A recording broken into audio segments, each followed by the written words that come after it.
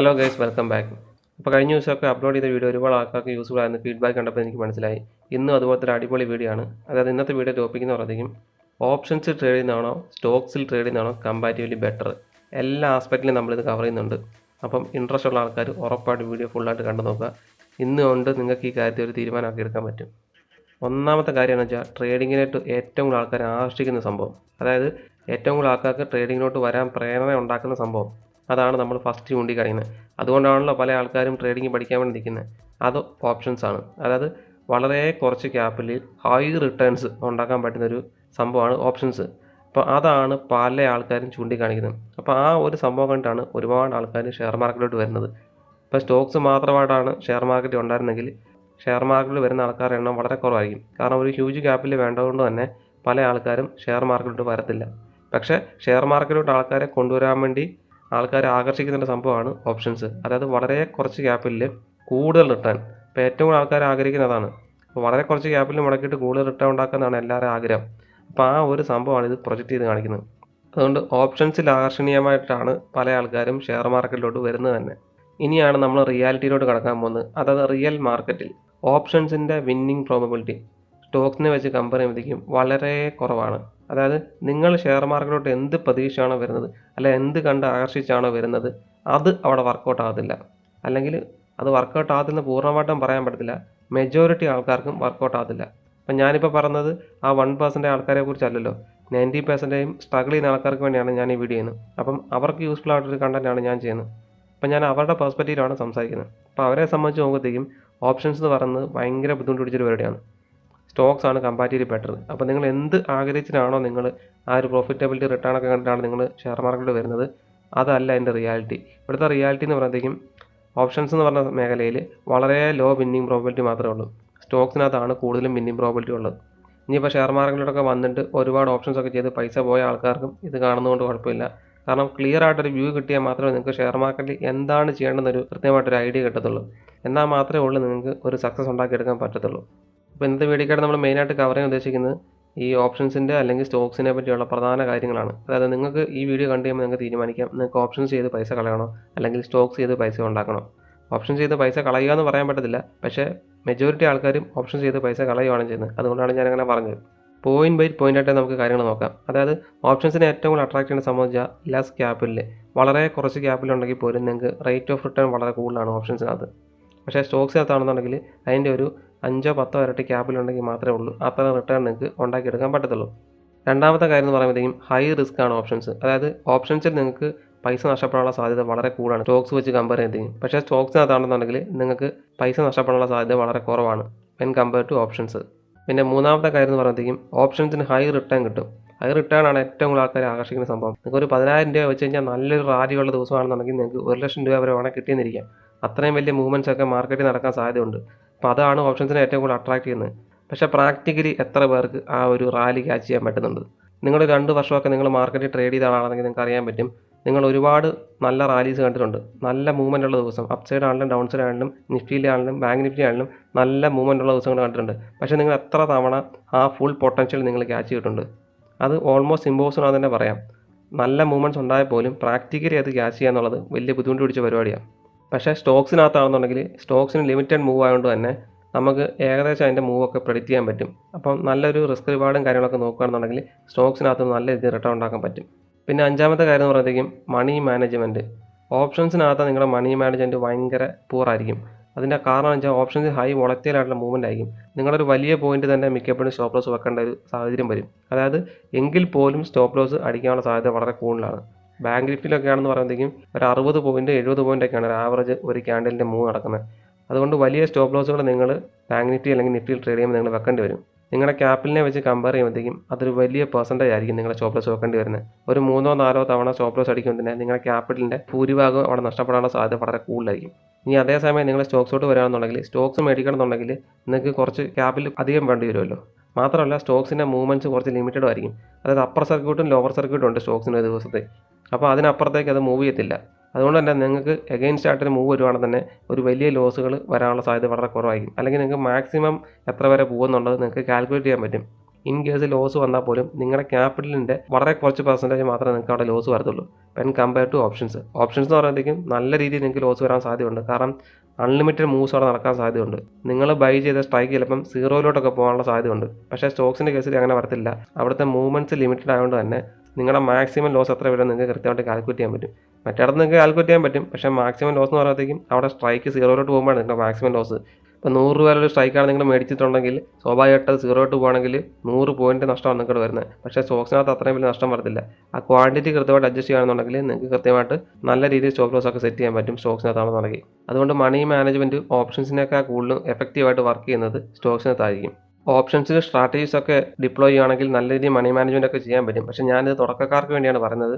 അപ്പോൾ അങ്ങനെ ഒരു കോംപ്ലിക്കേറ്റഡ് ആയിട്ട് സ്ട്രാറ്റജീസ് ഒക്കെ റൺ ചെയ്ത് പ്രാക്ടീസ് ചെയ്യാത്ത ഒരാൾക്കാരാണെങ്കിൽ സിമ്പിളായിട്ട് ചെയ്യാൻ പറ്റുന്ന കാര്യമാണ് സ്റ്റോക്സ്.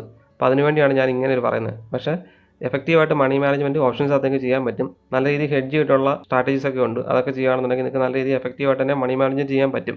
പക്ഷേ ഒരു ബിഗിനർ അല്ലെങ്കിൽ ഇൻ്റർമീഡിയറ്റ് ഉള്ള ആൾക്ക് വേണ്ടി സിമ്പിളായിട്ട് ചെയ്യാൻ പറ്റുന്ന കാര്യമാണ് ഞാൻ പറയുന്നത്. അതുകൊണ്ടാണ് സ്റ്റോക്സിനെ കുറച്ചുകൂടെ ബൂസ്റ്റപ്പ് ചെയ്ത് ഞാൻ പറയുന്നത്. ആറാമത്തെ കാര്യം എന്ന് പറയുമ്പോഴത്തേക്കും ഓപ്ഷൻ ബൈങ്ങിനെ ബേസ് ആണ് പറയുന്നത്. അൺലിമിറ്റഡ് മൂവ് ഓപ്ഷൻസിനകത്ത് നിങ്ങൾ 100 രൂപയുടെ സ്ട്രൈക്ക് മേടിച്ച് കഴിഞ്ഞാൽ ആ സ്ട്രൈക്ക് വേണമെന്നുണ്ടെങ്കിൽ 1000 രൂപ വരെ വേണം പോകാനുള്ള സാധ്യതയുണ്ട്. അതായത് ഹ്യൂജ് പ്രോഫിറ്റ്, ഹ്യൂജ് റാലി കിട്ടാനുള്ള സാധ്യത ഓപ്ഷൻസിനകത്ത് വളരെ കൂടുതലാണ്. പ്രത്യേകിച്ച് ഓപ്ഷൻ ബൈയിങ് ചെയ്യുന്ന ആൾക്കാർക്ക് വളരെ എഫക്റ്റീവായിട്ട് അത് ചെയ്യാൻ പറ്റും. പക്ഷേ അത്ര നല്ല പ്രാക്ടീസ് ഉണ്ടെങ്കിൽ മാത്രമേ ഉള്ളൂ ആ ഹ്യൂജ് റാലിയൊക്കെ നിങ്ങൾക്ക് ക്യാച്ച് ചെയ്യാൻ പറ്റത്തുള്ളൂ. പക്ഷേ സ്റ്റോക്സിനകത്ത് ലിമിറ്റഡ് മൂവ് ആയതുകൊണ്ട് തന്നെ ഓപ്ഷൻസ് പോലെ ഒരു ഹ്യൂജ് മൂവ് നിങ്ങൾക്ക് ഒരിക്കലും സ്റ്റോക്സിനകത്ത് കിട്ടത്തില്ല. അതിനെ രണ്ട് രീതിയിൽ നിങ്ങൾക്ക് കാണാൻ പറ്റും. അതായത് ഹ്യൂജ് മൂവ് കിട്ടത്തില്ലെന്ന് പറയുമ്പോഴത്തേക്കും നിങ്ങൾക്ക് അത്രയും ലോസ് കുറയ്ക്കാനുള്ളൊരു ചാൻസ് അവിടെ ഉണ്ട്. ഇവിടെ കിട്ടിയോ? ഓപ്ഷൻസിനകത്ത് നിങ്ങൾ കൂടുതൽ ക്വാണ്ടിറ്റീസ് ഒക്കെ ആണ് നിങ്ങൾ ചെയ്തിട്ടുണ്ടെങ്കിൽ ഇൻ കേസ് നിങ്ങൾ സ്റ്റോപ്പ് ലോസ് ഇട്ടില്ലെങ്കിലോ അല്ലെങ്കിൽ എന്തെങ്കിലും ബ്രോക്കറിൻ്റെ സൈഡിൽ നിന്നുള്ളൊരു മിസ്റ്റേക്ക് ആണെങ്കിൽ പോലും നിങ്ങൾക്ക് സ്റ്റോപ്പ് ലോസ് ഒന്നും പ്ലേസ് ആയിട്ടില്ലെന്നുണ്ടെങ്കിൽ വളരെ വളർത്തിയായിട്ടൊരു മാർക്കറ്റ് ആണെന്നുണ്ടെങ്കിൽ നിങ്ങൾക്ക് ഹ്യൂജ് ലോസ് തന്നെ വരാനുള്ള സാധ്യതയുണ്ട്. ഒരുപാട് ആൾക്കാർ പറയുന്നുണ്ട് ബ്രോക്കറിൻ്റെ പ്രശ്നം കാരണം പല ആൾക്കാർക്ക് ഒരുപാട് നഷ്ടം വരുത്തുന്നുണ്ടെന്ന്. മാർക്കറ്റിൽ ഹൈ വളർത്തിയായിട്ടുള്ള മൂവ്മെൻ്റ് ഒക്കെ നടക്കുന്ന സമയത്ത് ബ്രോക്കേഴ്സ് ഒന്നും ചിലപ്പോൾ എഫക്റ്റീവായിട്ട് വർക്ക് ചെയ്യണമെന്നില്ല. നമ്മളൊരു സ്റ്റോപ്പ് ലോസ് ഓർഡർ ഇട്ട് കഴിഞ്ഞാൽ കൃത്യമായിട്ട് പ്ലേസ് ചെയ്യാനൊന്നും പറയാൻ പറ്റത്തില്ല. അതുകൊണ്ട് ഓപ്ഷൻസിനകത്തൊക്കെ ചെയ്യുമ്പോഴത്തേക്കും ഇതുപോലത്തെ വോളറ്റൈൽ മാർക്കറ്റിനകത്ത് ചെറിയൊരു മിസ്റ്റേക്ക് നമ്മുടെ ഭാഗത്തുനിന്ന് മിസ്റ്റേക്ക് വരാം, അല്ലെന്നുണ്ടെങ്കിൽ ബ്രോക്കറുടെ സൈഡിൽ നിന്ന് മിസ്റ്റേക്ക് ഉണ്ടായി കഴിഞ്ഞാൽ റിസൾട്ട് നമുക്ക് തന്നെ നെഗറ്റീവായിട്ട് വരത്തുള്ളൂ. അതുകൊണ്ട് അവിടെ ഒരു ഹ്യൂജ് റിസ്ക് ഉണ്ട്. പിന്നെ പല ആൾക്കാരും പറഞ്ഞിട്ടുണ്ട് ചിലപ്പം ഡ്രാസ്റ്റിക് ആയിട്ടുള്ള മൂവ്മെൻ്റ് ഒക്കെ നടക്കുമ്പോഴത്തേക്കും വലിയ ലോസിലോട്ടൊക്കെ പോകുന്നുണ്ടല്ലോ, ആ സമയത്ത് ചിലപ്പോൾ എക്സിറ്റ് ചെയ്യാൻ പറ്റാത്ത കണ്ടീഷൻ വരെ ഉണ്ടാകുന്നുണ്ട്. അതായത് ചിലപ്പം ബ്രോക്കറിൻ്റെ പ്രശ്നം കൊണ്ടായിരിക്കും ഒരുപാട് ആൾക്കാർ ആ സമയത്ത് എക്സിറ്റ് ചെയ്യുന്നതുകൊണ്ട് തന്നെ ബൾക്ക് ഓർഡേഴ്സ് ഒക്കെ വരുമ്പോഴും ബ്രോക്കർ ചിലപ്പോൾ ഹാങ് ആകാനുള്ള സാധ്യതയൊക്കെ ഉണ്ട്. അതായത് ബ്രോക്കറിൻ്റെ സൈഡിലെ ടെക്നിക്കൽ ഇഷ്യൂസ് ഒക്കെ കാരണം പോലും നമുക്ക് ഹ്യൂജ് ലോസ് വരാനുള്ള സാധ്യത വളരെ കൂടുതലാണ്. പക്ഷേ സ്റ്റോക്സിന് അവിടെ ഒരു അഡ്വാൻറ്റേജ് എന്ന് പറയുമ്പോഴത്തേക്കും അവിടെ ഒരു ലോസ് വന്നാൽ പോലും ഒരു സ്റ്റോക്ക് മാക്സിമം മൂവ് ചെയ്യുമെന്ന് പറയുമ്പം അപ്പർ സർക്യൂട്ട് അല്ലെങ്കിൽ ലോവർ സർക്യൂട്ട് അത് കഴിയുമ്പോഴത്തേക്കും നിങ്ങൾക്ക് ഒരു പൊസിഷൻ ഉണ്ടെങ്കിൽ പോലും 3:30 ആകുമ്പോൾ ഇൻട്രാഡേ ആണെന്നുണ്ടെങ്കിൽ ഓട്ടോമാറ്റിക്കലി എക്സിറ്റ് ആയി പോകുന്നതായിരിക്കും. അത് ഹോൾഡ് ചെയ്ത് വെച്ചാൽ മാത്രമേ അവിടെ നിങ്ങൾക്ക് പിന്നീട് ഒരു പ്രശ്നം വരത്തുള്ളൂ. കിട്ടിയോ? അപ്പോൾ ഇൻട്രാഡേ ചെയ്യുന്ന ആൾക്കാർക്ക് സ്റ്റോക്സ് ചെയ്ത് കഴിഞ്ഞാൽ അങ്ങനത്തെ ഒരു ബെനിഫിറ്റ് ഉണ്ട്. പിന്നെ ഏഴാമത്തെ പോയിന്റ് എന്ന് പറയുമ്പോഴത്തേക്കും ഹൈ സ്ട്രെസ് ആണ്. ഓപ്ഷൻസ് ട്രേഡ് ചെയ്യുന്ന ആൾക്കാർ അനുഭവിക്കുന്ന സ്ട്രെസ് എന്ന് പറഞ്ഞാൽ വളരെ കൂടുതലാണ്. നിങ്ങൾ എത്ര ശതമാനമാണ് നിങ്ങളുടെ ബ്രെയിൻ യൂസ് ചെയ്യുന്നത് അറിയണമെന്നുണ്ടെങ്കിൽ നിങ്ങൾ സിമ്പിളായിട്ട് ChatGPT ഒന്ന് സെർച്ച് ചെയ്ത് നോക്കിയാൽ മതി. ഓപ്ഷൻസ് ട്രേഡ് ചെയ്യുന്ന ആൾക്കാരുടെ ബ്രെയിൻ യൂസേജ് വളരെ കൂടുതലായിരിക്കും. അതായത് മാക്സിമം കലോറിയാണ് അവർ ബേൺ ചെയ്യുന്നത്. ഇവിടെ ഹൈ സ്ട്രെസ്സിലൂടെയാണ് നമ്മൾ കടന്നു പോകുന്നത്. അതുകൊണ്ട് ഡേ ടു ഡേ ലൈഫിൽ നമ്മൾ സ്ഥിരമായിട്ട് ഇത് ചെയ്യുമ്പോഴത്തേക്കും നമ്മുടെ സ്ട്രെസ് ലെവൽ ഭയങ്കര കൂടാനുള്ള സാധ്യതയുണ്ട്. കൃത്യമായ മെഡിറ്റേഷനും കാര്യങ്ങളൊക്കെ ചെയ്തില്ലെന്നുണ്ടെങ്കിൽ നമ്മളത് ഭയങ്കര നെഗറ്റീവായിട്ട് പലപ്പോഴും അഫക്റ്റ് ചെയ്യാനുള്ള സാധ്യത വളരെ കൂടുതലായിരിക്കും. നമുക്ക് ഭയങ്കരമായിട്ട് ദേഷ്യം വരും, അത് നമുക്ക് പെട്ടെന്ന് തന്നെ മൂഡ് സ്വിങ്സ് ഉണ്ടാകും. ഇങ്ങനത്തെ ഒരുപാട് കാര്യങ്ങൾ ചിലപ്പോൾ ഇതിൻ്റെ ആഫ്റ്റർ എഫക്റ്റ് ആയിട്ട് സംഭവിക്കാനുള്ള സാധ്യത വളരെ കൂടുതലാണ്. അങ്ങനെ സംഭവിച്ച ആൾക്കാർ പല ആൾക്കാരും പേഴ്സണലായിട്ട് പറഞ്ഞിട്ടുമുണ്ട്. അതുകൊണ്ട് ഓപ്ഷൻസ് എപ്പോഴും ഹൈ സ്ട്രെസ് ഉണ്ടാക്കുന്ന സംഭവമാണ്. പക്ഷേ പാസീവായിട്ട് ട്രേഡിംഗ് ഒക്കെ ചെയ്യണമെന്നുണ്ടെങ്കിൽ ഇതുപോലെ ഹൈ സ്ട്രെസ്സുകൾ വരാതിരിക്കുകയെന്നുണ്ടെങ്കിൽ സ്റ്റോക്സ് ചെയ്യുന്നതാണ് കുറച്ചുകൂടെ ബെറ്റർ. അപ്പോൾ നമ്മുടെ ഹെൽത്തിനും കുറച്ചുകൂടെ ബെനിഫിറ്റ് ഉണ്ടാകുന്നതാണ്. അപ്പോൾ ഹൈ സ്ട്രെസ് എന്ന് പറയുമ്പോഴത്തേക്കും പല ജോലികളിലും ഹൈ സ്ട്രെസ് ഒക്കെ ഉണ്ടാകുമ്പോൾ പല ആൾക്കാർ ഹാർട്ട് അറ്റാക്ക് ഒക്കെ ഉണ്ടാകുന്നു. വർഷങ്ങളായിട്ട് ഈ ഹൈ സ്ട്രെസ്സുകൾ അനുഭവിക്കുമ്പോഴത്തേക്കും ഹാർട്ട് അറ്റാക്ക് ഒക്കെ വരാനുള്ള സാധ്യത വളരെ കൂടുതലാണ്. എന്ന് പറഞ്ഞ് ഹാർട്ട് അറ്റാക്ക് വരുന്നല്ല പറഞ്ഞ്, പക്ഷേ അതും ഒരു കാരണമാണ്. അതുകൊണ്ട് കൂടുതൽ സ്ട്രെസ് എടുക്കുന്ന രീതിയിലുള്ള വർക്കിലോട്ട് പോകാതെ ഒരു മീഡിയം സ്ട്രെസ് ആ രീതിയിലുള്ള സ്ട്രെസ്സൊക്കെ എടുക്കുകയാണെന്നുണ്ടെങ്കിൽ കുഴപ്പമില്ല. ഡീസൻറ്റ് റിട്ടേൺ കിട്ടുകയാണെന്നുണ്ടെങ്കിൽ സ്റ്റോക്സൊക്കെയാണ് ബെറ്റർ. മാത്രമല്ല എനിക്ക് പേഴ്സണലായിട്ടുണ്ടായ സംഭവം പറയാം. ചിലപ്പോൾ നമ്മൾ കുറച്ച് ഓവർ കോൺഫിഡൻ്റ് ആയിട്ടൊക്കെ ട്രേഡ് ചെയ്യുന്ന സമയത്ത് ബൾക്ക് ക്വാണ്ടിറ്റി ഒക്കെ എടുത്ത് നമ്മൾ ചിലപ്പോൾ ട്രേഡ് ചെയ്യുന്നുണ്ടെങ്കിൽ ആ സമയത്ത് ഒരു ഓപ്പോസിറ്റ് മൂവാണ് നടക്കുന്നുണ്ടെങ്കിൽ നമ്മൾ ഇടിമിന്നൽ അടിക്കുന്ന പോലത്തെ ഒരു ഫീൽ ആയിരിക്കും നമുക്ക്. ഇവിടെ കിട്ടി. എനിക്ക് അങ്ങനെ ഒരു ലോസ് ഉണ്ടായിട്ടുണ്ട്, നല്ലൊരു ലോസ് ഉണ്ടായിട്ടുണ്ട്. അന്ന് എൻ്റെ കിളി പോയെന്ന് പറയാം. അതുപോലത്തെ ലോസ് ആണ് ഉണ്ടായത്. കുറേ നേരത്തേക്ക് നമ്മുടെ മൈൻഡ് അങ്ങ് ഫ്രീസ് ആയിട്ട് നിൽക്കും. എന്ത് ചെയ്യണമെന്ന് അറിയാൻ ഫ്രീസ് ആയിട്ട് നിൽക്കും. ഇതൊരു 4 വർഷം മുന്നേ നടന്നൊരു സംഭവമാണ്. പക്ഷേ ഇപ്പോഴും ഞാൻ ആ ഇൻസിഡൻറ്റ് ഓർത്തിരിക്കുന്ന കാര്യം വെച്ചാൽ അന്നുണ്ടായ ഒരു എംറ്റിനെസ്, അതായത് നമ്മുടെ മനസ്സങ്ങ് ബ്ലാങ്ക് ആയിപ്പോവും. എന്ത് ചെയ്യണമെന്ന് അറിയാൻ ബ്ലാങ്ക് ആയിപ്പോവും. ആ ഒരു സിറ്റുവേഷൻ അനുഭവിച്ചിട്ടുള്ള ആൾക്കാർ കമൻറ്റ് ചെയ്യുക. മിക്ക ആൾക്കാർക്ക് അനുഭവിച്ചിട്ടുള്ള സംഭവമായിരിക്കും. നമുക്ക് മറക്കാനാകാത്തൊരു ലോസ് എല്ലാവരുടെയും ലൈഫിലുണ്ടാകും. അപ്പോൾ അത് ഞാൻ കൃത്യമായിട്ട് ഓപ്ഷൻസ് ചെയ്തപ്പോഴാണ് സംഭവിച്ചത്. സ്റ്റോക്സിൽ ചെയ്യാൻ തുടങ്ങിയപ്പോൾ ശേഷം അങ്ങനെ ഒരു വലിയ ലോസ് എനിക്ക് ഉണ്ടായിട്ടില്ല. നമ്മുടെ ക്വാണ്ടിറ്റി ഒക്കെ കൃത്യമായിട്ട് നോക്കിയിട്ട് നമ്മുടെ മാക്സിമം ലോസൊക്കെ നമ്മൾ കൃത്യമായിട്ട് കാൽക്കുലേറ്റ് ചെയ്തിട്ടാണ് നമ്മൾ സ്റ്റോക്സിനകത്ത് ചെയ്യുന്നത്. അതുകൊണ്ട് സ്റ്റോക്സിനകത്ത് അത്രയും വലിയൊരു പ്രശ്നം ഉണ്ടാകത്തില്ല. പക്ഷേ ഓപ്ഷൻസിനകത്ത് അങ്ങനെയല്ല. ഒരു സ്ട്രൈക്ക് നമ്മൾ അറ്റ് മണി സ്ട്രൈക്ക് ആവറേജ് 100 രൂപയിലായിരിക്കും കിട്ടുന്നത്. ഒരു 100 രൂപയുടെ സ്ട്രൈക്ക് മേടിച്ച് കഴിഞ്ഞാൽ നമുക്കത് 0 വരെ, അത് 100 പോയിൻ്റൊക്കെ സ്റ്റോപ്പ് ലോസ് ഇല്ലാതെ റൺ ചെയ്യാന്ന് പറഞ്ഞു കഴിഞ്ഞാൽ അത്രയ്ക്ക് പ്രാക്ടിക്കൽ അല്ല പല ആൾക്കാർക്കും. നല്ല ക്യാപിറ്റലുള്ള ആൾക്കാർക്ക് ആ 100 പോയിന്റ് വെച്ചാൽ പ്രത്യേകിച്ച് കാര്യമൊന്നുമില്ല. പക്ഷേ വളരെ കുറച്ച് ക്യാപിറ്റൽ ട്രേഡ് ചെയ്യുന്ന ആൾക്കാർക്ക് ആ 100 പോയിന്റ് വരെ ഒന്നും വെച്ചുകൊണ്ടിരിക്കാൻ പറ്റത്തില്ല. അതുകൊണ്ട് ഓപ്ഷൻസ് ട്രേഡ് ചെയ്യുന്ന ആൾക്കാർ എപ്പോഴും സ്റ്റോപ്പ് ലോസോട് ഇട്ട് ശീലിക്കുക. അപ്പോൾ നമ്മൾ പറഞ്ഞു വന്ന ഹൈ സ്ട്രെസ്സിനെ കുറിച്ചാണ്. അപ്പോൾ സ്ട്രെസ്സ് വളരെ കുറച്ച് നമ്മൾ ട്രേഡ് ചെയ്യാൻ ശ്രമിക്കുക. അതിന് ഏറ്റവും ബെസ്റ്റ് സ്റ്റോക്സ് തന്നെയാണ്. പിന്നെ ഇത് എട്ടാമത്തെയും അവസാനത്തെയായിട്ട് പോയിൻ്റാണ്. അതായത് ഇതാണ് ഏറ്റവും ഇമ്പോർട്ടൻ്റ് ആയിട്ടുള്ള പോയിന്റ്. ഓപ്ഷൻസ് എന്ന് പറയുന്നത് ലോ വിന്നിങ് പ്രോബിലിറ്റി ആണ്. എത്രയൊക്കെ നിങ്ങൾ എവിടെയൊക്കെ സെർച്ച് ചെയ്ത് നോക്കിയാൽ അറിയാൻ പറ്റും, ഓപ്ഷൻസിനകത്ത് വിന്നിങ് പ്രോബിലിറ്റി വളരെ കുറവാണ്. ഹൈ ക്യാപിറ്റലുള്ള ആൾക്കാരെക്കുറിച്ചും ഹൈ സ്കിൽഡ് ആയിട്ടുള്ള ആൾക്കാരെക്കുറിച്ചും അല്ല പറയുന്നത്, അല്ലാത്ത ആൾക്കാരെക്കുറിച്ചാണ് ഞാൻ പറഞ്ഞത്. ഒരു 100 പേര് എടുത്തു കഴിഞ്ഞാൽ അതിനകത്ത് ഒരാൾക്ക് മാത്രമായിരിക്കും ഓപ്ഷൻസിനകത്ത് പ്രോഫിറ്റ് ഉണ്ടാക്കാൻ പറ്റുന്നത്.